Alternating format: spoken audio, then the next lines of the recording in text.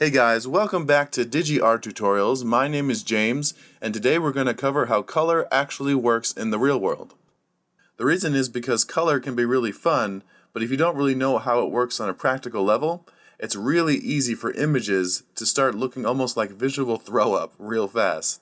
Understanding how color actually works in the real world with light will give you a solid foundation in working with color in any medium. So here's an example of what I'm talking about. Some of you may have heard about the rendering technique of taking a single color and then finding its lights and darks by simply going up and down on a value scale. Let's use Photoshop's Color Finder as an example. So here you can change the value by going up and down and the saturation going left to right. You can change the hue over here as well. If I go up, that's light yellow, and if I go down, that's dark yellow. Pretty straightforward stuff. Now this technique definitely isn't wrong, it's very streamlined. In fact, it's perfectly accurate in the digital world for finding the dark and light values of a single color. It works for a lot of situations like really simple cartoon-like images or comics, but the problem is I've noticed when using this method is the colors start to get muddy and look dead really fast. Plus, it's not how color works in the real world. Yellow is probably the perfect example for this. The darker you get with yellow, you get this nasty looking mucus color, and nobody wants their yellows to look like mucus. Unless, of course, you're painting mucus and that's what you want. Anyway, let's look at a photo example of color. In the real world, when a color goes from light to dark, the value doesn't just change, but pretty much everything changes.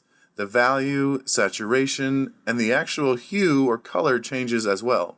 So depending on how much light there is on an object, that spectrum from light to dark is really much more of a diagonal line than just a vertical line. For example, the lighter a color gets, there's less and less saturation, and the color gets closer to white. The darker it is, the more saturation you're going to have. Also, you'll notice that the actual color changes. When an object goes from light to dark, the hue changes along the color temperature scale. I'm sure you've all heard of the color temperature scale, which uses Kelvin to measure how the color of light changes depending on its temperature or brightness. The brighter and hotter you get, the closer you'll get to white. Let's apply this concept to some simple rendering. Here I painted some yellow spheres to show you this concept. So the first sphere, I used the technique of picking a single color and simply going up and down on the value scale to find my darks and lights. The second one I used more of a realistic way of using color by going diagonally. I didn't just change the value, but also the saturation and the color temperature. Neither one is wrong technically, but it just kind of depends on how you want your colors to look.